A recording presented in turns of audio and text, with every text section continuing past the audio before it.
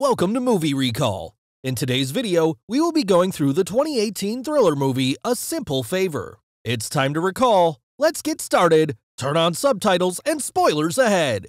Make sure to give this video a thumbs up and subscribe for more videos like these. The film starts with Stephanie Smothers making a video for her mom vlog. Before she begins her recipe, she updates viewers on an ongoing case involving Stephanie's best friend Emily Nelson, who has been missing for the last 5 days. Stephanie appears to start crying before composing herself to give new viewers a recap on what has happened. Stephanie admits that she has not known Emily that long and met her at their son's kindergarten recently. Stephanie is always volunteering and contributing to Miles' class, to the point where some other parents like Darren, Sona, and Stacy think Stephanie is making them look bad. The other parents discuss their jealousy over Emily, who works in New York City for a major fashion brand as a public relations manager. After school, Miles wants to have a play date with his friend Nikki, Emily's son. Stephanie first meets the sophisticated Emily when she goes to pick Nikki up, and, at the boys' pestering, Emily agrees to the playdate and invites Stephanie to come over for drinks. Stephanie arrives at Emily's stylish home. She is stunned to see a graphic nude painting of Emily hanging on a wall. Stephanie explains that she is a widow and alone after her husband and brother were killed in a car accident. Emily's husband, English professor and one-time author Sean Townsend, arrives home and meets Stephanie while he and Emily kiss passionately.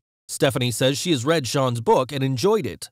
However, when Sean isn't there, Emily points out that Sean hasn't written a thing since the first book 10 years ago, and that they are close to bankruptcy. While taking the boys to the park, Stephanie snaps a photo of Emily for the school's yearbook. Emily firmly orders Stephanie to delete the photo and does not explain why. Stephanie meekly obliges. At Emily's house, the two have martinis and trade secrets. Emily tells Stephanie of how she and her husband got into a threesome with Sean's teaching assistant a few months earlier. Stephanie then tells a secret of how, after her father passed away when she was a high school senior, she met a son he had from another relationship named Chris. In her grief, Stephanie turned to Chris, and the two wound up having sex, leading a shocked Emily to call Stephanie a brother fucker. Later, Emily calls Stephanie and asks her for a simple favor, to pick up Nikki from school because she has to take care of some work business while Sean has gone to London to look after his injured mother. Stephanie obliges, but she can't get in touch with Emily.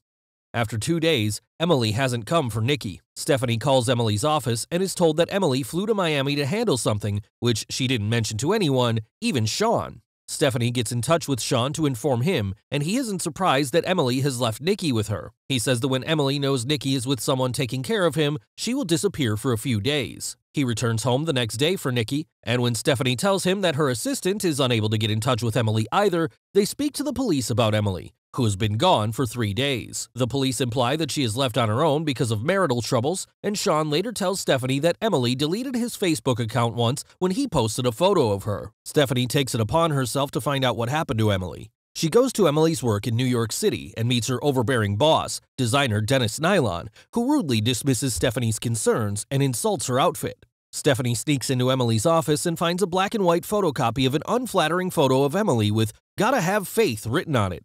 Stephanie is spotted on her way out of the office, and Dennis threatens her, but Stephanie remembers hearing Emily speaking brashly to Dennis, and Stephanie hits back with some sass of her own to get Dennis to back off. Stephanie then uses the photo of Emily to make missing flyers. Detective Somerville later visits Sean to inform him that Emily was not on any flights to Miami, but that she rented a car from LaGuardia Airport the day she disappeared. Stephanie wraps up her original video posted after Emily had been missing for 5 days, updating her viewers with details about Emily's rental car. After a few days of Emily being gone, Stephanie's viewership has increased, and one of Stephanie's vlog viewers sends her a message stating that she may have spotted Emily driving in Michigan. Authorities go by a lake where the car was spotted, and sure enough, they fish the car out of the lake, as well as Emily's body. Sean is called in to identify the body, and he breaks down. A funeral is held for Emily. Nikki and Miles get into a fight when Miles said that Emily is in heaven, and Nikki yells at Stephanie, claiming that she's trying to be his new mom, and Nikki yells at his father that he is a loser, as his mother said. Sean reacts angrily, but Stephanie ably diffuses the situation. After the reception, Stephanie and Sean console each other, which leads to the two of them having sex. Stephanie speaks with Detective Somerville and is in disbelief when told that Emily's autopsy showed that she not only had severe liver damage from alcohol abuse, but heroin in her body and track marks on her arms between her toes from injecting heroin. She informs him that the couple fought about money like most married people do. Detective Somerville also tells her that Sean took out a $4 million life insurance policy on Emily right before she died. Stephanie insists that they are looking in the wrong direction by investigating Sean and that Dennis Nylon is way more suspicious. The detective explains that Nylon contacted them, telling them that Stephanie had more information than she was revealing. Stephanie goes by the college where Sean works and sees him getting very friendly with his attractive young teaching assistant. At dinner, Nikki insists that he saw his mom that day at school, and when told by Sean that he merely thinks he saw her, Nikki retorts that she spoke to him and told him to say hi to Stephanie. Growing suspicious, she asks Sean about the life insurance, which Sean said was Emily's idea after learning that Stephanie lives off her husband's insurance, so they were thinking about Nikki in case something happened to either of them. He also tells Stephanie a story about the ring that was found on Emily's finger. It belonged to his mother and was the only piece of jewelry she cared about. And although Emily claimed that she had given it to her and wanted Emily to have it, Emily in fact stole it. While visiting his mother in London, the ring disappeared, and on the plane ride back to New York, Emily announced that she had found it. A relieved Sean is shocked when Emily reveals she has no intention of giving it back and actually stole it, and that there was no point for his mother to take such a beautiful ring to the grave. She tells him to choose her or his mother. They would later go into the airplane bathroom where Nikki was conceived. When Stephanie tells him she knows about his threesome, he tells her that Emily was a pathological liar and that it never happened. Shortly after, Sean convinces Stephanie to move in. After Stephanie empties Emily's clothes from her large walk-in closet, she is startled to see all of Emily's items suddenly return to their same spots. Stephanie begins to believe that Emily is a spirit who is worried about being replaced. While she is driving the boys home from school, Nikki gives Stephanie an envelope that he says is from Emily. Stephanie opens it up and finds a picture of Stephanie with her family and Chris, with "Brother Fucker" written on it. Stephanie then receives a phone call from Emily, mocking her, and tells her to kiss Sean 4 million times for her. Stephanie thinks back to telling Emily about the day her husband Davis and her brother Chris were killed. Davis confronted her on her close relationship with Chris and his affection towards Miles, and demanding to know whether Miles was his son or Chris's. She tells him that he is talking crazy, but does not answer the question. The two men then drive off in Davis's Camaro for a man-to-man talk, only to be killed. When Stephanie tearfully recounts her guilt, she and Emily end up kissing. Stephanie continues to dig into Emily's history. She takes the nude portrait of her, which she had said was painted by a former lover, and sees from the signature that it was painted by a woman. She tracks down the artist, Diana Hyland, who claims that she was once in a romantic relationship with Emily, but her name was really Claudia. Diana was on the verge of a burgeoning career and starting to sell her work before she fell in love with her. She began painting portraits of Emily only, and it ruined her career. Diana says Emily was a con artist who scammed her out of money after Diana paid off her student loans and college debts, and then she disappeared completely. Diana then gives Stephanie the one thing Emily left, which is a t-shirt for a Bible camp called Squaw Lake in Michigan. She warns her not to investigate Emily's past.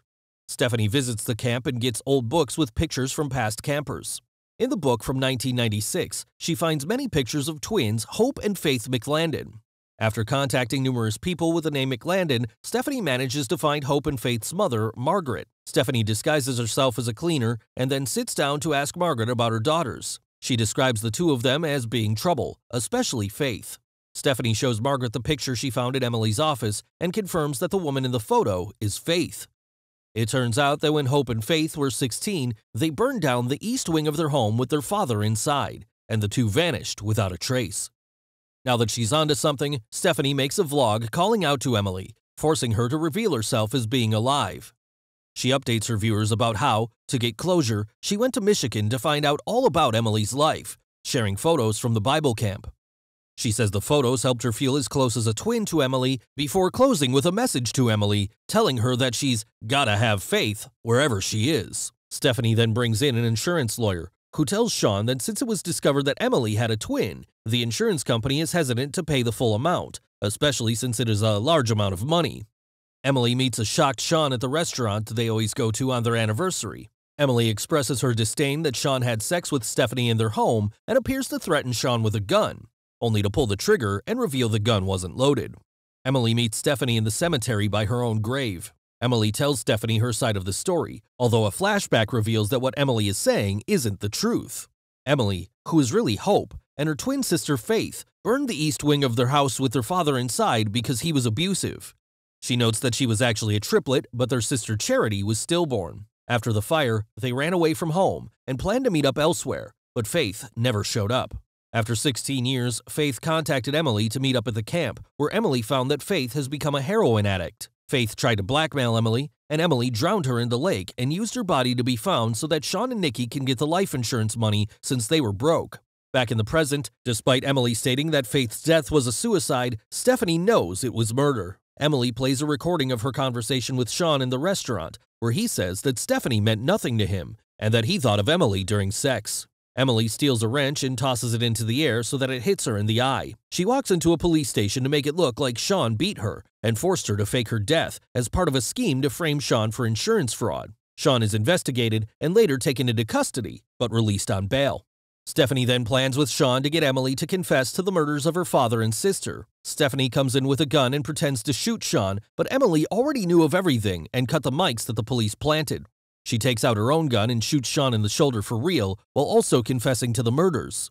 Stephanie then reveals that she has a hidden camera on her blouse and that her viewers have all seen Emily's confession. Emily attempts to escape as Stephanie goes after her. Emily draws her gun on Stephanie, but she gets slammed by a car driven by Darren. Moments later, the police arrive to arrest Emily. 6 months later, Stephanie's vlog has hit 1 million viewers. She continues to provide recipes and home remedies and is now investigating cold cases. Ending text states that Stephanie's vlog continues to bring in viewers, while she has also started a detective agency and has helped the police solve at least 30 cases. Sean has written another successful book and has gotten a job working at another university, and he still lives with Nikki. Emily was sentenced to 20 years in prison, but she has adjusted to prison life nicely, as she is seen playing basketball with her fellow inmates. Thanks for watching.